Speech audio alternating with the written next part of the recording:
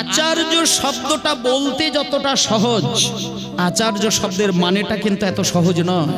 শুনুন বাবা, এই যে কোনো মাস্টার মশাই যদি ছাত্রদেরকে শিক্ষা দান করেন, তখন মাস্টার কিন্তু ছাত্রকে এটা বলবে যে মিথ্যে কথা বলবি না, অন্যায়ের সঙ্গে আপোষ করবি না। এটা কিন্তু মাস্টারের দায়িত্ব, ডিউটি।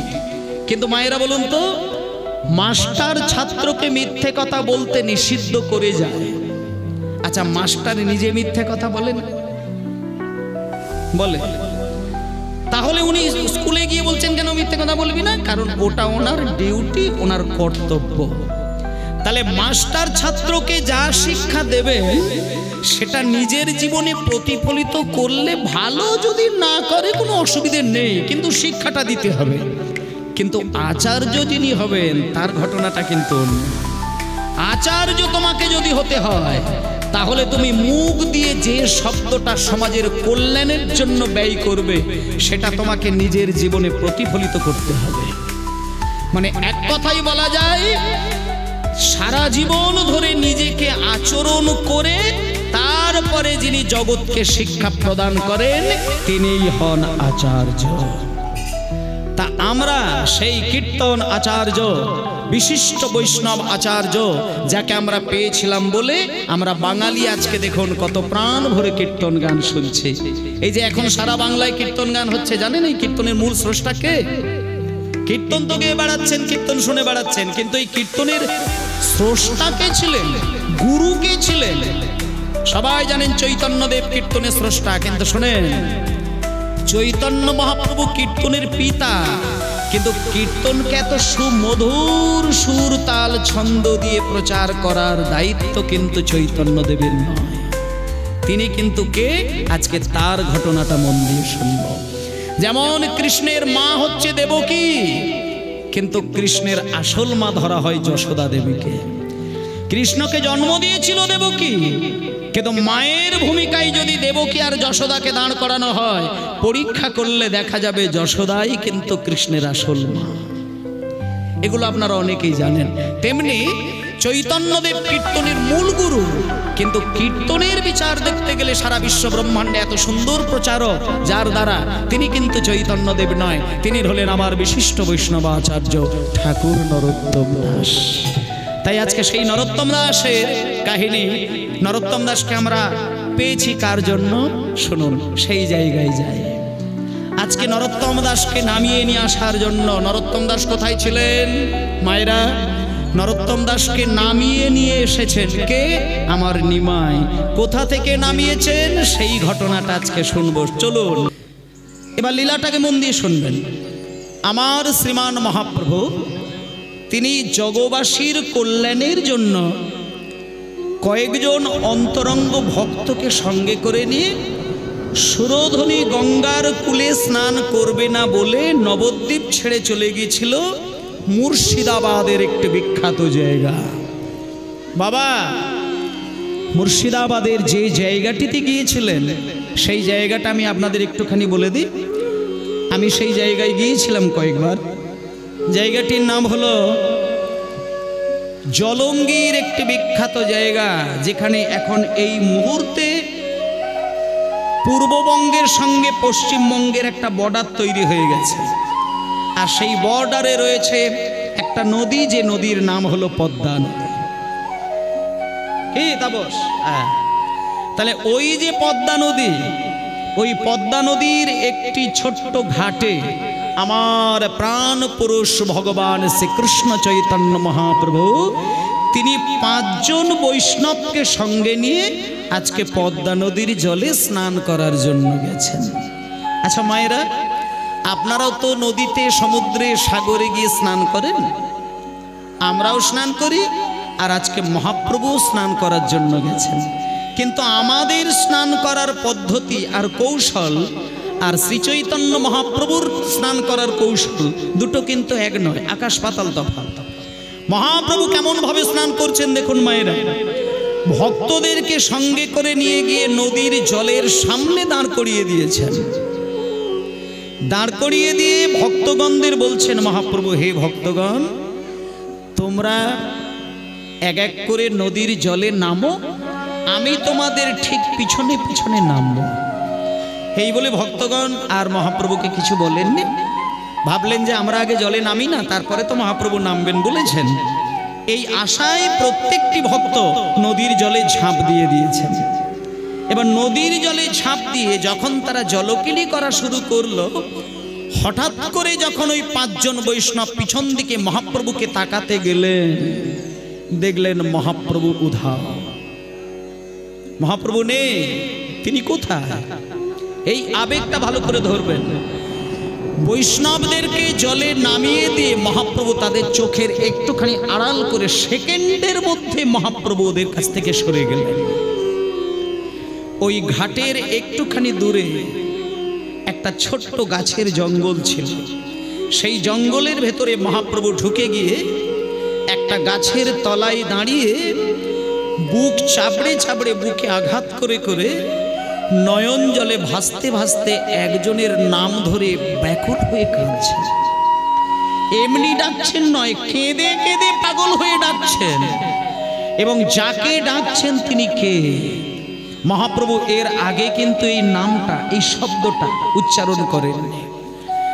বুকে আঘাত করছে আর আকাশের দিকে তাকিয়ে রয়েছেন, আর চোখ থেকে কলসি কলসি নয়নের জল বিগলিত হচ্ছে, আর মুখে তার একটাই নাম, নর নর বলে প্রভু ডাকে বারে বার,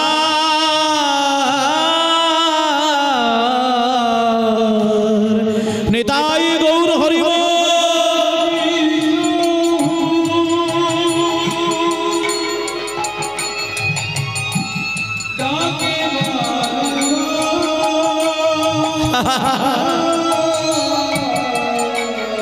নর নর বলে প্রভু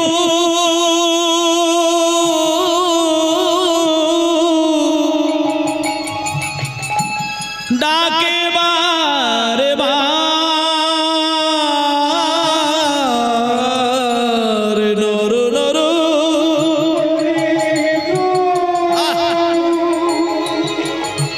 হরি বল।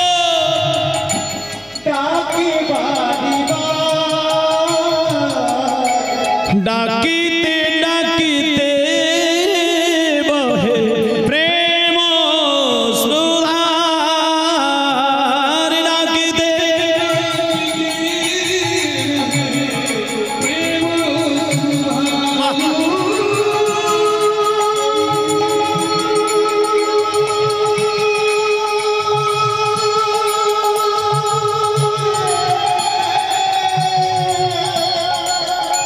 নরু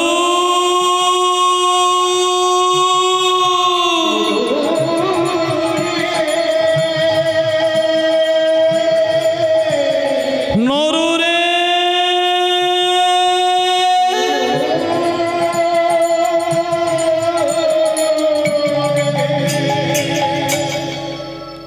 মায়েরা,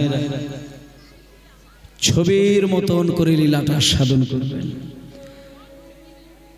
5 জন বৈষ্ণব যখন মহাপ্রভুকে দেখতে পেলেন না, জল থেকে তাড়াহুড়ো করে উঠে জঙ্গলের কাছে গিয়ে দেখে মহাপ্রভু কাঁদতে কাঁদতে নরু নরু নরু বলে বলে বুকে আঘাত করছেন। বৈষ্ণবগণ সামনে গিয়ে বলছেন, প্রভু আপনি নরু নরু বলে কাকে ডাকছেন? নরু কে? কই এখানে তো এই তো 5 জন আমরা এসেছি আপনার হাত ধরে, কিন্তু কই এদের মধ্যে কেউ তো নরু নয়, আপনি নরু নরু নরু কাকে ডাকছেন? নরু কে? আকাশের দিকে তাকিয়ে রয়েছেন, চোখ থেকে কলসি কলসি নয়নের ধারা বিগলিত হচ্ছে, আর বুকে আঘাত করছেন, মুখে নরু নরু বলছেন। প্রভু নরু কে?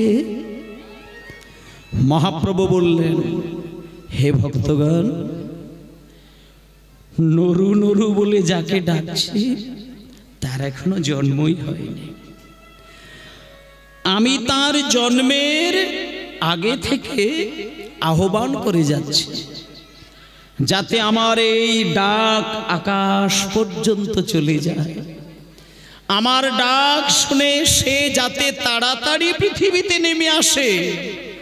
সে যেদিন পৃথিবীতে এসে জন্ম নেবে সেদিন তার ভালো নামটা হবে নরোত্তম, আর ডাক নামটা শুধু আমার কাছে থাকবে, সেটা হলো নরু। শোনো ভক্তগণ, তোমরা এর থেকে বেশি কিছু জানতে চেও না। তোমরা একটা কাজ করো, তোমাদের যদি স্নান হয়ে যায় তোমরা একটু বাঁধের উপরে উঠে দাঁড়াও, আমি একটু পদ্মা নদীর জলে স্নান করব।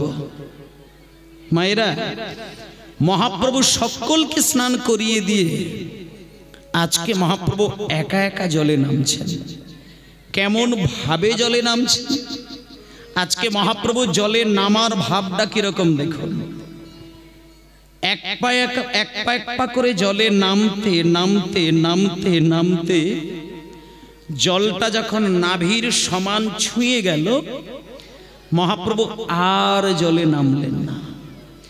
ঠিক পদ্মার জলটা যখন নাভির সমান্তরাল হয়ে গেছে, অমনি মহাপ্রভু নীরব হয়ে দাঁড়িয়ে গেলেন, আর হাত জোড় করে ছচ্ছর করে কাঁদতে কাঁদতে নদীর সঙ্গে কথা বলছেন। আচ্ছা, নদীর জলে দাঁড়িয়ে কাঁদতে কাঁদতে বুক চাপড়ে কেউ যদি নদীকে দুটো কথা বলে, নদী কি শুনতে পায়? মায়েরা, আপনি যদি নদীর জলে দাঁড়িয়ে নদীর উদ্দেশ্যে 10টা কথা বলেন, নদীর কানে কি সেই শব্দ যাবে? নাকি সেই শব্দ শুনতে পেয়ে নদী কোনো প্রতি উত্তর দেবে? আজকে জগতের প্রাণ পুরুষ ভগবান শ্রী চৈতন্যদেব তিনি সারা বিশ্ববাসীকে দেখিয়ে দিলেন, ডাকার মতো যদি ডাকা যায়, ব্যাকুল প্রাণে কাঁদতে কাঁদতে যদি পাথরের কাছেও কথা বলা যায়, পাথরও কিন্তু তার সঙ্গে কথা বলে। একটা কঠিন পাথর সেও কথা বলে যদি তাতে প্রাণ শক্তি দেওয়া যায়। পরিপূর্ণ ভক্তি দিয়ে যদি পাথরকে ডোবানো যায়, সেই পাথরও প্রাণ সৃষ্টি পায়। আর মানুষের ভেতরে থাকা প্রাণে ভরা দেহটাও পাথর হয়ে যায়, যার হৃদয় থেকে ভক্তি উধাও হয়ে যায়। ভক্তি থাকলে পাথরও কথা বলে। আজকে মহাপ্রভু নদীর জলে দাঁড়িয়ে দাঁড়িয়ে দেখুন মায়েরা, কেঁদে কেঁদে নদীকে মহাপ্রভু বলছেন। পদ্মা নদীর জলে মহাপ্রভু দাঁড়িয়ে কেঁদে কেঁদে বলে, ওহে আমার পদ্মা নদী,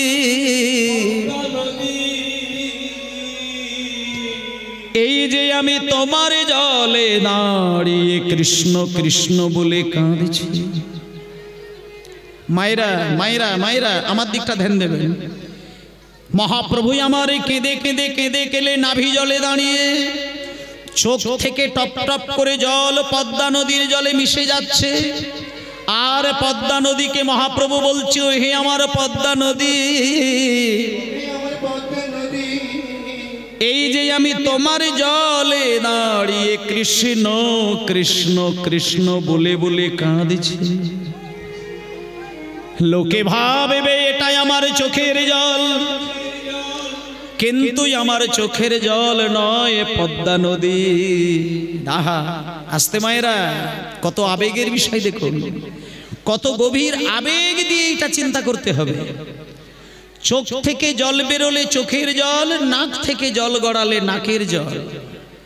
কিন্তু আজকে মহাপ্রভু বলছেন, আজকে আমার চোখ থেকে যে জলটা আমি তোমার জলে মিশিয়ে দিয়ে যাচ্ছি, এটা আমার চোখের জল নয়।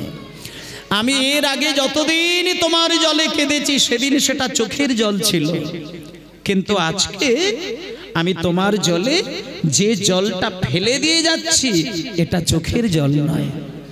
আমার অন্তরে রয়েছে কৃষ্ণ প্রেম, আর সেই কৃষ্ণ প্রেমটা বিরহের তাপ দিয়ে আমি ধীরে ধীরে সেটাকে বিগলিত করে সেটা আমি চোখের জল রূপে তোমার জলে আমি মিশিয়ে দিয়ে গেলাম। পদ্মা, আমার এই ভেতরে থাকা যে কৃষ্ণ প্রেম, সেটা আমি চোখের জল রূপে তোমার জলে মিশিয়ে দিয়ে যাচ্ছি। 6 বছরের একটি বাচ্চা ছেলে, তার নাম হবে নরোত্তম। সে যেদিন তোমার প্রথম জলে স্নান করতে আসবে, তার অঙ্গের হৃদয়ে তুমি এই জলটা নিয়ে শুধু হালকা করে বুলিয়ে দেবে, আর কিচ্ছু দিতে হবে না।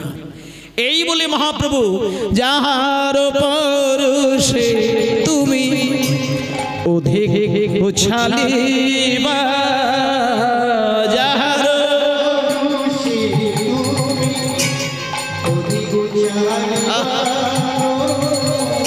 যাহার পরশে তুমি অধিক উছালিবা যাহার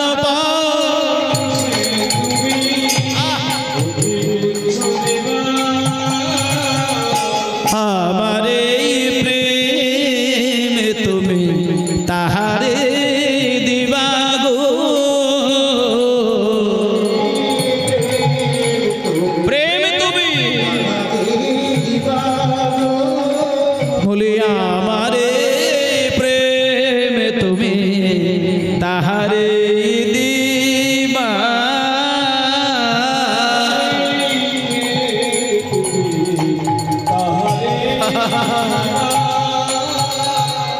একটু ছেড়ে দিন। আজকে চৈতন্য মহাপ্রভু কি করছেন? পদ্মা নদীতে তার প্রেমটা ঢেলে দিয়ে চলে যাবে। শোনেন, যে পদ্মা নদী শুধু নীরবে কুলকুল কুলকুল করে বয়েই যায়, কোনোদিন কারোর সঙ্গে কথা বলেনি, আজকে সেই পদ্মা নদী কথা বলতে বাধ্য হয়ে গেলেন। যখন বলে গেল যে নরোত্তমের অঙ্গে প্রেমটা দিয়ে দেবে, পদ্মা নদী কিন্তু একটা গভীর দায়িত্বে পড়ে গেলেন। পদ্মা নদী মহাপ্রভুর চরণ দুইখানা জড়িয়ে ধরে বলছে, প্রভু প্রভু, আপনি যে আমাকে বললেন আপনার হৃদয়ের প্রেমটা আমার জলের মধ্যে রেখে দেব, আমি রেখে দেব, আমি কথাও দিয়ে দিলাম নরোত্তমকে দেব, কিন্তু প্রভু এমনও তো হয়ে যেতে পারে নরোত্তমের সঙ্গে আরো 10টা ছেলে একসঙ্গে স্নান করতে আসলো, তা আমি যদি একই বয়সী 10টি ছেলেকে দেখতে পাই, আমি চিনব কি করে যে কোন ছেলেটা নরোত্তম? তখন মহাপ্রভু বলছেন, পদ্মা, সে উপায় আমি বলে দিচ্ছি, শোনো। তোমার জলে 10টা ছেলে কেন, আমি তোমাকে কতগুলো কৌশল বলে দিই। 10টা ছেলে নয়, 10,000 ছেলেও যদি নরোত্তমের সঙ্গে এসে স্নান করে, তুমি খেয়াল করে দেখবে কোন ছেলের অঙ্গ তোমার জলে যদি ছুঁয়ে যায়, তোমার নদীর যে ঢেউটা, এই ঢেউয়ের কোনো পরিবর্তন হবে না। কিন্তু নরোত্তমের অঙ্গ যদি তোমার জলে ছুঁয়ে যায়, তোমার নদীর ঢেউটা যে গতিতে বইছে, তুমি দেখবে নরোত্তমের অঙ্গ ছোঁয়া মাত্র 100 গুণ ঢেউ ওপরের দিকে উঠে যাবে। যখন দেখবে যে তুমি একটা ছেলের ছোঁয়ায় নিজের ঢেউ তুমি ধরে রাখতে পারছো না, সেদিন জানবে ওই ছেলেটাই নরোত্তম। তাকে তুমি টেনে নিয়ে জলের গভীরে নিয়ে গিয়ে কোলে বসিয়ে তাকে আদর দিয়ে, তাকে ভালোবাসা দিয়ে আমার চোখের জলটা তার অঙ্গে শুধু বুলিয়ে দেবে। যাহার পরশে তুমি হরি হরি বল,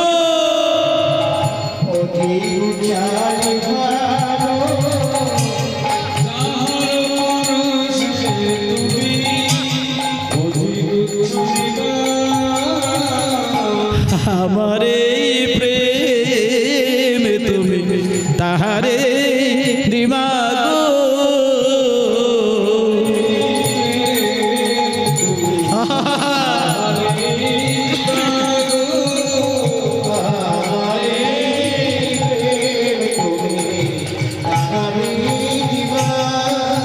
সেদিনে তরঙ্গ তরঙ্গ তরঙ্গ বাড়িবে, যেদিন নরোত্তমে সে স্নান করবে, তরঙ্গ বাড়িবে।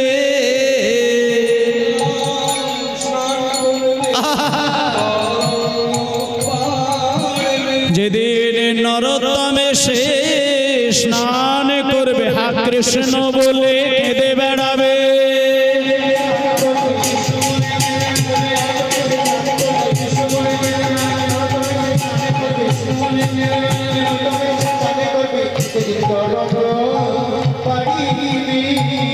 তরঙ্গ আচ্ছা, তাহলে ওমা নদীর সঙ্গে চৈতন্যদেবের এই যে একটা সুন্দর কথাবার্তা, এটা সম্পন্ন হয়ে গেল। এবার মহাপ্রভু ইতিমধ্যে বাড়ি চলে আসলেন। বাড়ি ফিরে আসার পরে ওই নদীর ওই পারটায়, মাঝখানে মহাপ্রভু কয়েকটা মাস পরে তিনি সন্ন্যাসী হয়ে গেছিলেন। আবার সন্ন্যাস ধর্মের পরে আরো 24টা বছর বাদ হয়ে গেল। 48 বছর বয়সে মহাপ্রভু জগৎ ছাড়লেন। ঠিক ঘটনাটা দেখো, নদীর যে জায়গাটা মহাপ্রভু স্নান করেছিলেন তার ওই পারটা এখন যদি আপনারা গিয়ে থাকেন, দেখবেন আপনারা গেলে তার সত্য প্রমাণ পেয়ে যাবেন। সেই জায়গাটি এখনো রয়েছে, যে জায়গাটির নাম হলো রাজশাহী জেলা। নিতাই গৌর প্রেমানন্দে হরিবোল হরিবোল। আমরা রাজশাহী জেলায় গিয়ে এক রাজা কৃষ্ণানন্দ দত্তের স্ত্রী নারায়ণী দেবী, যাকে আমরা সবাই মা বলে মনে করব। ওয়েদার খুব খারাপ হয়ে আসছে, একটুখানি আমরা সেই মায়ের শরণাপন্ন হয়ে যাই। যে মা নরোত্তম দাস ঠাকুরকে জন্ম দিয়েছিলেন সেই মাকে ডাকবো এবং জগৎজননী মা মহামায়াকে ডাকবো। আজকে একটু জগৎজননী মহামায়াকে ডাকি, যে ডাকতে ডাকতে যদি বৃষ্টিটা থামে, একটুখানি সবাই মিলে হাত জোড় করে বসুন। মায়ের কৃপা যদি হয় বৃষ্টি থেমে যাবে। দেখি একটু মন দিয়ে সবাই মিলে একটু মাকে ডাকি।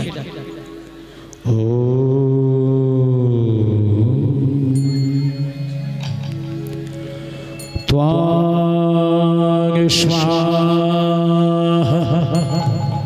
ত্বাং স্বাধা ত্বাং হি বশটিকার শরাদিমিকা সুধাত্মক্ষরে নীতে ত্রিধামাত্রাদিমিকা স্থিতা হার্ধমাত্রা স্থিতা নিত্যা ধ্যানচর্যা বিশেষতঃ তমেব শতং সাবিত্রী তং দেবী জননী পরা তয়ৈব ধর্যাতে সর্বং তয়ৈতসৃজ্যতে জগৎ তয়ৈতত্তল্লাতে দেবী তমাদিশন্তে চ সর্বদা বিশিষ্টৌ সৃষ্টিরূপাতং স্থিতির্বাচবালনে তথা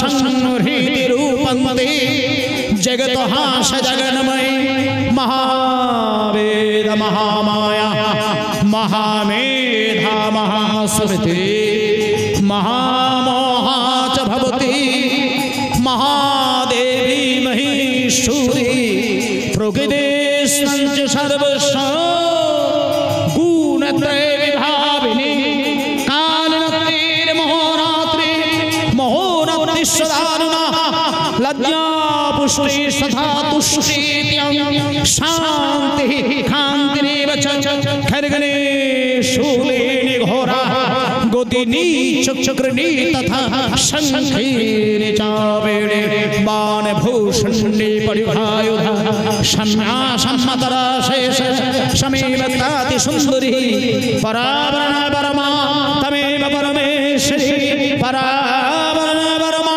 তমেব পরমেশ্বরী পরাবরণ পরমা তমেব পরমেশ্বরী পরাবরণ পরমা।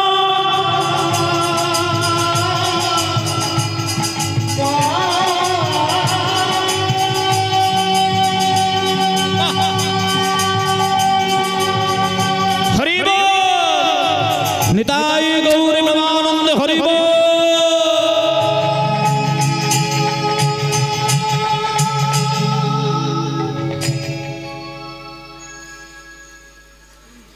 মা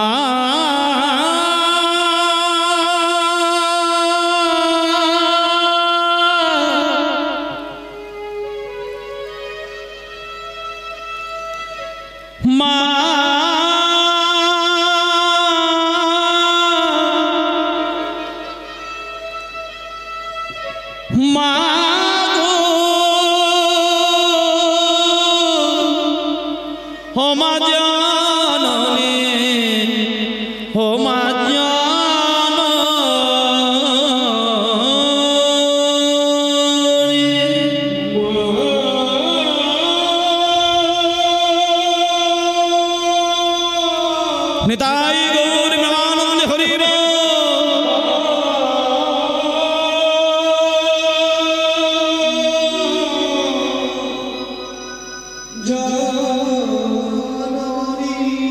মা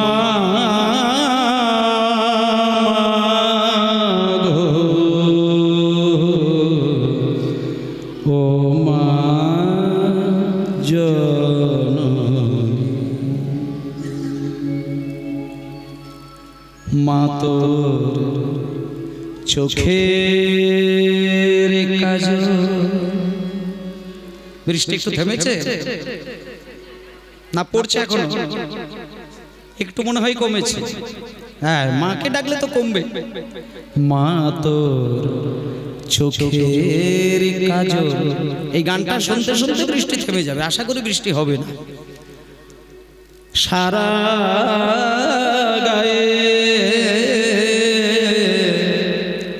দেখে মাখিয়ে দিল, মা তোরকে পরালো, মা তোরকে পরালো, মা তোরকে পরালো শ্মশানে চিতা, মা তোরকে পরালো শ্মশানে চিতা, ভস্য তিলকে তিলকে তিলকে মাখিয়ে দিল, মা তোর চোখের কাজল সারা গায়ে মাখিয়ে দিল। হৃদয় গৌর হরি হরি বল।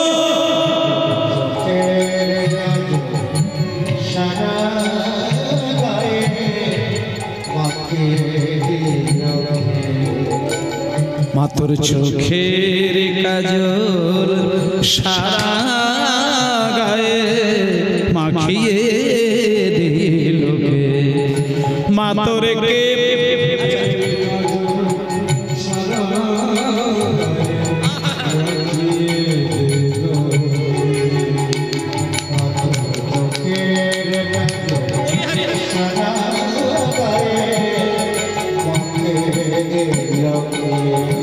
এই মা হাড়ের মালা কোথায় পেলি, এমন যোগিনী সাজ সেজে এলি, হাড়ের মালা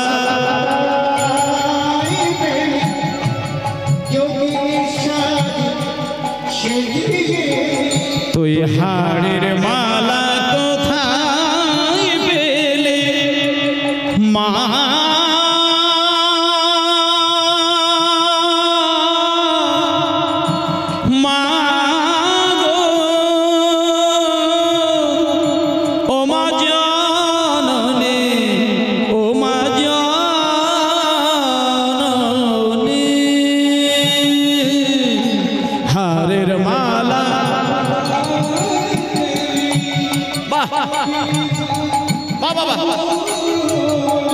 তোর গৌরী নামটি বল না মা, তোর গৌরী গৌরী মা, তোর গৌরী নামটি বল না মা, তোর গৌরী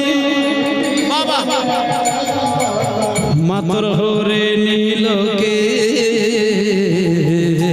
চোখের কাজল সারা গায়ে হরি হরি হরি বল।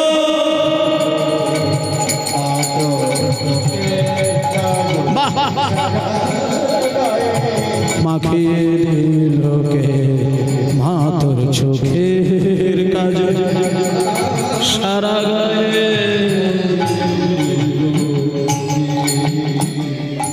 বাহ, সবাই বলুন প্রাণ ভরে শ্রী গুরু নিতাই গৌর প্রেমানন্দে হরি বল হরি বল। ভক্ত যখন খুব সংকটে পড়ে না, তখন মাকে স্মরণ নিতে হয়। ভক্তের সঙ্গে ভগবানের মাঝখানে যদি কোনো বিচ্ছেদ ঘটে, একমাত্র একজন পারে সেটা রক্ষা করতে, সেটা হলো জগৎ জননী মা মহামায়া। তো এই মুহূর্তে আমরা ভক্ত, আমরা ভগবানের নামের সঙ্গে পাগল হওয়ার জন্য হরিবাসর সাজিয়েছি। আর যেহেতু দুর্যোগ নেমে আসতে চলেছে, তাই একটুখানি এই সুযোগে আমরা জগৎজননী মহামায়াকে ডাকলাম। তিনি যদি কৃপা করে আমাদের ভক্তের সঙ্গে ভগবানের মিলনটা করায়, তাই তিনি যেটা ভাববেন তিনি করবেন, এই আশায় আমরা একটুখানি মাকে ডাকলাম। এইবার চলুন আমরা দেখি, ঠিক ওই দিকে যেমন জগতের মা, আর এই দিকেও আর একজন মায়ের কথা শুনছি। মায়েরা শোনো শোনো, চৈতন্যদেব চোখের জলটা পদ্মা নদীর জলে রেখে দিয়ে বাড়ি চলে আসলেন। বাড়িতে চলে আসার কয়েক মাস পরে তিনি সংসার ছেড়ে দিয়ে বিদায় হয়ে গেলেন, সন্ন্যাস ধর্ম গ্রহণ করলেন। সন্ন্যাসী হয়ে তিনি পুরীর মন্দিরে কাটিয়ে দিলেন। 24 বছর পুরী ধামে থাকার পরে যখন চৈতন্যদেবের বয়স হয়ে গেল 48, তখন তিনি জগৎ ছেড়ে চলে গেলেন। এইবার ওই পর্যন্ত ঘটনাটা থাকলো, এইবার আসল জায়গাটা চলে আসে। ঠিক মহাপ্রভু চলে যাবার আরো কটা বছর পরে পদ্মা নদীর যেখানটা মহাপ্রভু স্নান করেছিলেন, ঠিক সরাসরি ওই পাটটা এখন আপনারা গিয়ে দেখবেন সেটা বাংলাদেশের অন্তর্গত হয়ে গেছে। আর সেই জেলাটির নাম হলো রাজশাহী জেলা। আপনারা যদি লোকেশন ফলো করেন দেখবেন রাজশাহী জেলা পেয়ে যাবেন। রাজশাহী জেলার মধ্যে একটি গ্রাম, যে গ্রামটির নাম হলো খেতুরি গ্রাম। ও মায়েরা, আপনারা তো বিভিন্ন জায়গায় বেড়াতে টেড়াতে যান, তা পারলে একটু খেতুরি গ্রামে বেড়াতে যাবেন এবং যে লীলাটা আপনারা শুনছেন তার পুঙ্খানুপুঙ্খ তথ্যের ইতিহাসগুলো দেখতে পাবেন। খেতুরি গ্রামে একটা রাজবাড়ি, যে রাজবাড়িটা এখনো দাঁড়িয়ে রয়েছে, সেই তখনকার আমলের রাজবাড়ি, চৈতন্য মহাপ্রভুর আমলের রাজবাড়ি। সেই রাজবাড়ি এখনো রয়েছে। সেই রাজবাড়ির যিনি রাজা ছিলেন, সেই রাজার নামটা একটুখানি বলে দিচ্ছি। সেই রাজামশাইয়ের নাম হচ্ছে কৃষ্ণানন্দ দত্ত। তিনি কিন্তু এই সাধারণ মানের রাজা নন, তিনি প্রজাবৎস রাজা। তিনি একজন ধর্মপরায়ণ এবং ওনার স্ত্রী নারায়ণী দেবী, তিনি কিন্তু গোপাল সেবা ছাড়া কিচ্ছু জানেন না। ওই নারায়ণী দেবী স্বামীর সেবা করে, কিন্তু 3 বার গোপালকে স্নান করিয়ে দেয়। আপনারা তো গোপালকে একবার স্নান করান, নারায়ণী দেবী 3 বার স্নান করায়। সকালবেলা স্নান করায়, দুপুরবেলা স্নান করায়, আবার সন্ধ্যাবেলায় স্নান করায়। সকালবেলায় যখন মঙ্গল আরতি করেন তখন গোপালকে স্নান করায় চোখের জলে। চোখের জলে ভিজিয়ে দেয় গোপালের বিগ্রহ। তারপরে দুপুরবেলা সেবা দিতে গিয়ে কাঁদতে কাঁদতে গোপালকে সেবা করে। আর সন্ধ্যাবেলা যখন সেবা দিতে যায় তখন এত নারায়ণী দেবী কাঁদে, চোখের জলে গোপালটা ধুয়ে যায়। এই যে 3 বার নারায়ণী দেবী গোপালকে কেঁদে কেঁদে স্নান করায়। আচ্ছা, নারায়ণী দেবী কেন এত কান্নাকাটি করে, কেন কাঁদে? মানুষ ভগবানকে সেবা দিতে গেলে এত কাঁদবে কেন? কাঁদার কারণ কি? শোনেন, আমরাও কিন্তু ভগবানকে ডাকতে গিয়ে কাঁদি, তবে কান্না কিন্তু 2 রকমের হয়। আমি অনেক মা বাবাকে দেখেছি ঠাকুর মন্দিরে গিয়ে ধূপ ধুনো দিতে গিয়ে হাত জোড় করে দাঁড়িয়ে দাঁড়িয়ে দিব্যি গাল থেকে টপ টপ করে চোখের জল গড়িয়ে যাচ্ছে। কিন্তু খেয়াল করে দেখতে হবে, তুমি ঠাকুর ঘরে বসে বা দাঁড়িয়ে কাঁদছো, কিন্তু তোমার কান্নাটা কি কৃষ্ণ প্রেমের কান্না নাকি তোমার মায়াবদ্ধ কান্না? দেখা যাবে কেউ স্বামী হারিয়েছে, কেউ সন্তান হারিয়েছে, কেউ জমি জায়গা হারিয়েছে, কেউ বিষয় সম্পত্তি হারিয়েছে, কেউ সোনাদানা হারিয়েছে, কেউ প্রেমিক প্রেমিকা হারিয়েছে।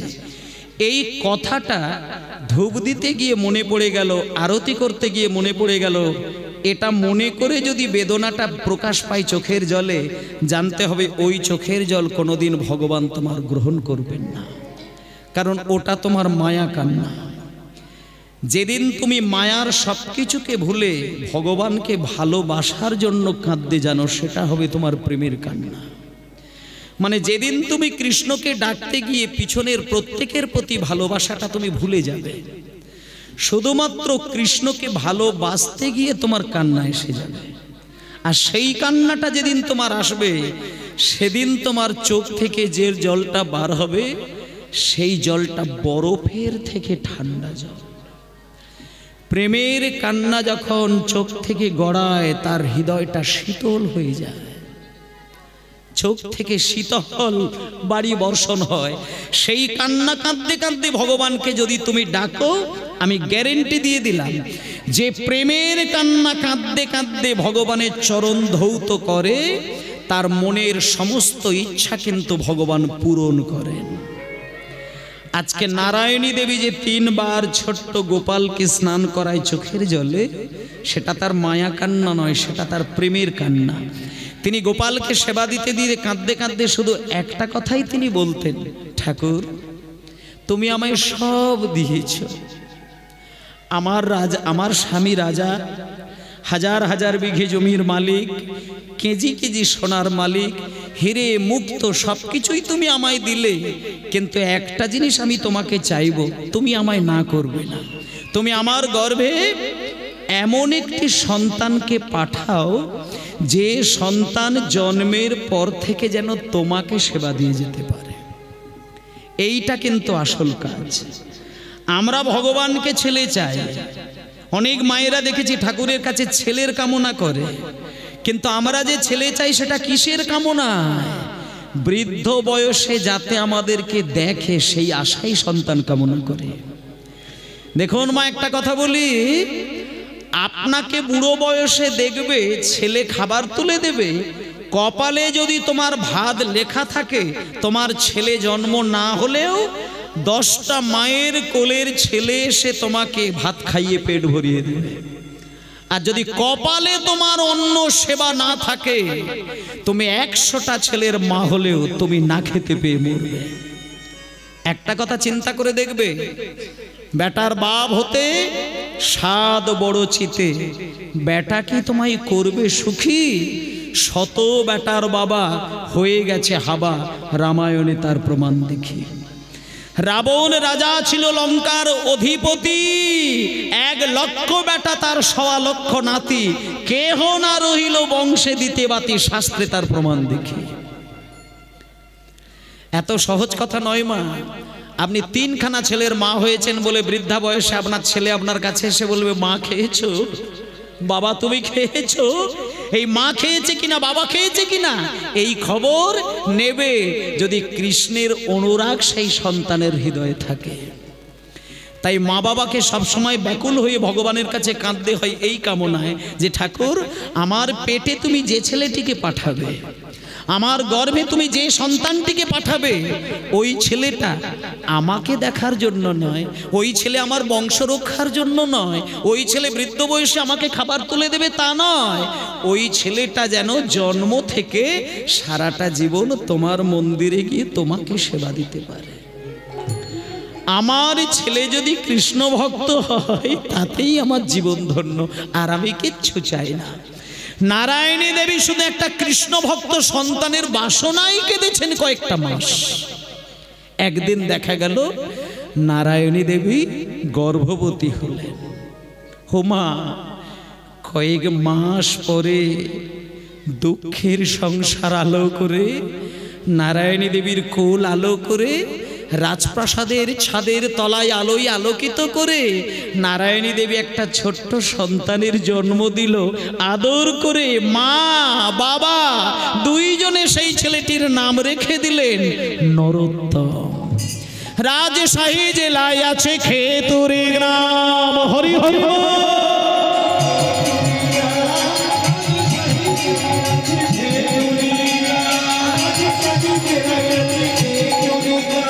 আর কি অপূর্ব সুপাতার অতি মনোরম,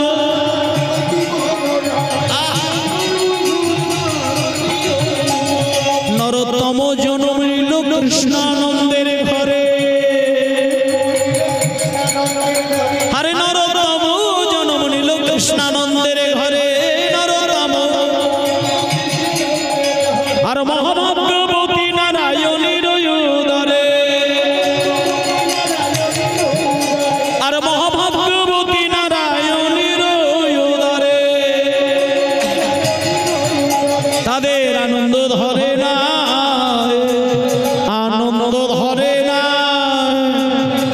রাজশাহীবাসীর মনে আনন্দ ধরে নাই, ওই রাজশাহীবাসীর মনে রাজপুত্র হলো বলে। হরি হরি বল।